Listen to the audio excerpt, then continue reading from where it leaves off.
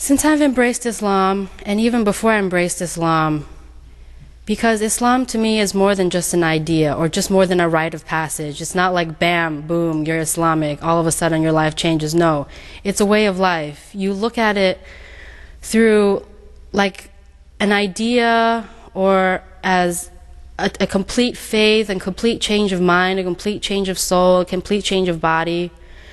And for me, that way of thinking, those new principles in life have brought me peace and happiness and wisdom and a new lens to see life differently.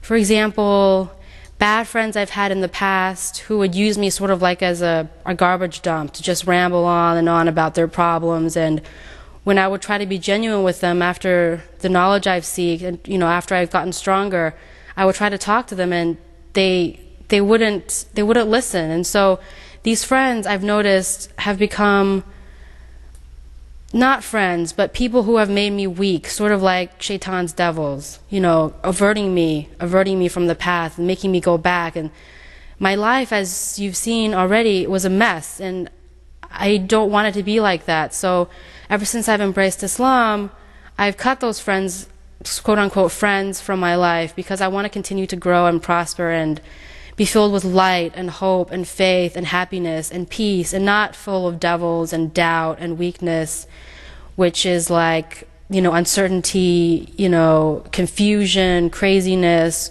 wackiness, illegal activities, bad things. Ever since I've embraced Islam, my life has been more calm, more peaceful, more together, more about me, and it's given me a sense of direction and a sense of strength as a result. And it's helped me strengthen my heart. And it's really cleared up my lenses as to what's good and bad in life. MashaAllah. Yeah, companionship is very important in Islam. To surround yourself with good Muslim brothers and sisters to uplift you as a person and as a Muslim. My next question would be, when you're faced with a tough situation in life, as we all are, we're all tested, how has Aziza, the Muslim sister, face a tough situation in life as opposed to before Islam? Before Islam, his brother Ahmed would use that analogy of having a helicopter circling around your head, always full of noise and rambling and misdirection. I wouldn't know what to do. I was scrambled inside. I would feel panicky if a situation came up that I didn't know, and I would be full of doubt and confusion and just complete unhappiness and not good inside. But ever since Islam, I pray, and each day by day my strength is found in Iman, and I'm able to look forward and be filled with faith, and all knowing that God will provide for me. He will give me if I serve Him. If I work for Him, He will work for me. If I give to Him and others, He will provide for me in a certain way. And so in that way, Islam for me, it's giving me a sense of security. It's giving me a sense of belonging and peace and looking forwardness in life, determination, confidence, all of that. And day by day, I feel like that's getting stronger. This is what Islam has given me so far. So it's safe to say that prayer helps you through these tough situations? Most definitely. I think it's the thing I resort to most of all, beyond anything in Islam, is prayer. As a Muslim, we're always asked when we're younger, what do you want to be when you grow up? What do you want, what do you want out of this world? I guess my question to you would be, as a Muslim, how did that answer to that question change before Islam and after Islam? What do you want to be? Who do you want to be? Before Islam, I wanted to be, I guess, somebody important, somebody who, I'm not sure really. Before Islam and I was growing up, everybody would fill my mind with ideas like, you have to be a lawyer, the typical Asian strict family motives and upbringing, those kinds of things that they implant in your head. Important, be a lawyer, be a dancer, be a doctor if you want to be serious. That's what my dad tells me still to this day. You have to, if you want to be serious, you should be a doctor or a lawyer. But ever since I've embraced Islam, I feel like life is so much more than that. I want to be a good person. I want to be somebody with a soul, not just a shell.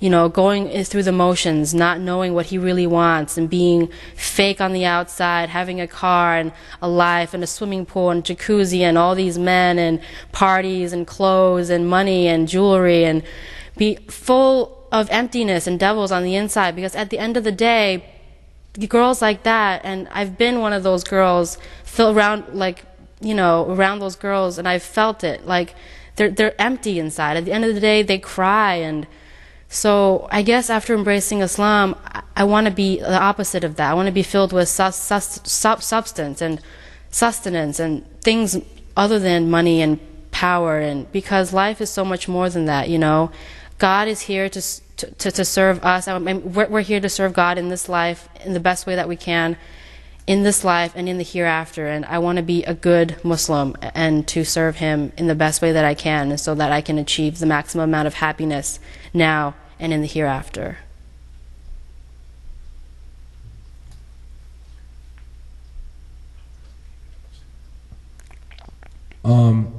I guess the next question I would say, how long have you been a Muslim, sister?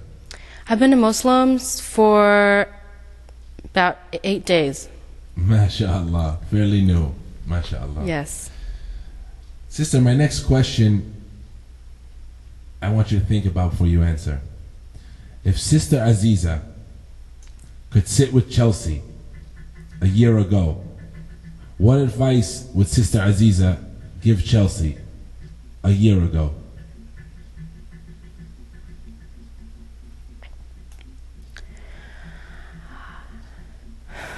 I would have told her to have more faith, because that's the thing that was lacking most of all in my life. And that's the thing that saved me this day, a year later. So to Chelsea a year ago, I would say, have more faith in God, pray, because He will provide for you. He will give you if you serve Him, and if you be good to Him and others and yourself. Do you feel like you've been reborn, or you're a new person in a new life?